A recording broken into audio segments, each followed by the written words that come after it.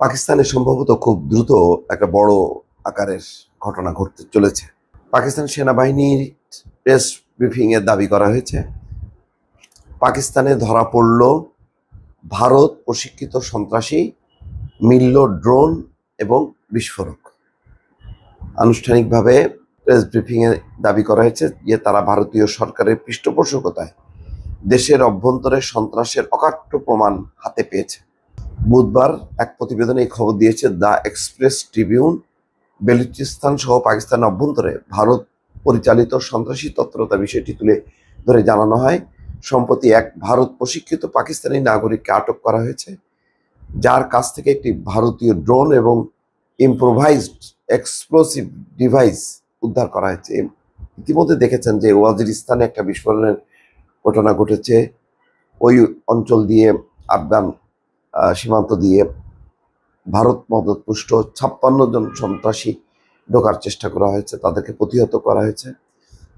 এই খবর যখন আসছে ঠিক এখন দেখা গেল একজন নাগরিককে ধরা হয়েছে একেবারে বিস্ফোরক সহ। আন্তঃবাহিনী জনসংযোগ অধিদপ্তরের মহাপরিচালক লেফটেন্যান্ট জেনারেল আহমেদ শরীফ চৌধুরী জানান, 25 এপ্রিল ঝিলাম বাস স্ট্যান্ডের কাছ থেকে আব্দুল মজিদ নামের এক ব্যক্তিকে আটক করা হয়, যিনি ভারতীয় গোয়েন্দাদের প্রশিক্ষণপ্রাপ্ত। তার কাছ থেকে একটি আইইডি, 2টি মোবাইল ফোন এবং 70,000 রুপি উদ্ধার করা হয়েছে। পরবর্তী অনুসন্ধানে তার বাড়ি থেকে আরও 10 লাখ রুপি এবং একটি ভারতীয় ড্রোন জব্দ করা হয়। তিনি বলেন, এই ব্যক্তির সঙ্গে যোগাযোগকারী ছিল ভারতীয় সেনাবাহিনীর জুনিয়র কমিশনপ্রাপ্ত কর্মকর্তা সুবেদার সুখবিন্দার, যিনি তাকে নির্দিষ্ট স্থানে আইইডি সংগ্রহের নির্দেশ দিয়েছিলেন। লেফটেন্যান্ট জেনারেল চৌধুরী বলেন, উদ্ধারকৃত উপকরণসমূহের ফরেন্সিক বিশ্লেষণে এমন প্রমাণ পাওয়া গেছে যা যে কোনো নিরপেক্ষ আন্তর্জাতিক সংস্থা যাচাই করতে পারে। এটি ভারতের রাষ্ট্রীয় পৃষ্ঠপোষকতায় পরিচালিত সন্ত্রাসবাদের একটা ক্ষুদ্র উদাহরণ মাত্র।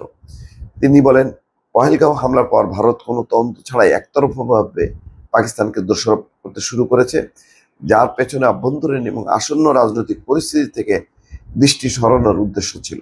তাহলে কি দাঁড়াচ্ছে? ইতিমধ্যে দেখা যাচ্ছে উত্তেজনা অনেক দূরে এগিয়েছে। বিশ্ব নেতাদের অনেকেই উত্তেজনা কমানোর অনুরোধ করেছে, কিন্তু নরেন্দ্র মোদী এর মধ্যে কাশ্মীর ঘটনার ব্যাপারে তার পাল্টা হিসাবে যে কোনো পদক্ষেপ নেওয়ার জন্য সেনাবাহিনীকে পূর্ণ স্বাধীনতা দিয়েছে।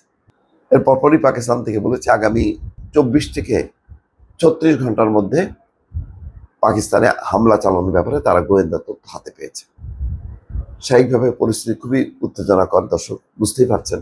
এর মধ্যেই আবার বিস্ফোরক ডিভাইস সহ একজন প্রশিক্ষণপ্রাপ্ত ব্যক্তিকে আটক করা হয়েছে, যাকে ধারণা করা হচ্ছে যে ভারত সরকার তাকে, ভারতীয় সেনাবাহিনী তাকে পরিচালিত করছে পাকিস্তানের অভ্যন্তরে বিশেষ কোনো ঘটনা ঘটানোর জন্য। দর্শক ভালো থাকবেন, আল্লাহ হাফেজ।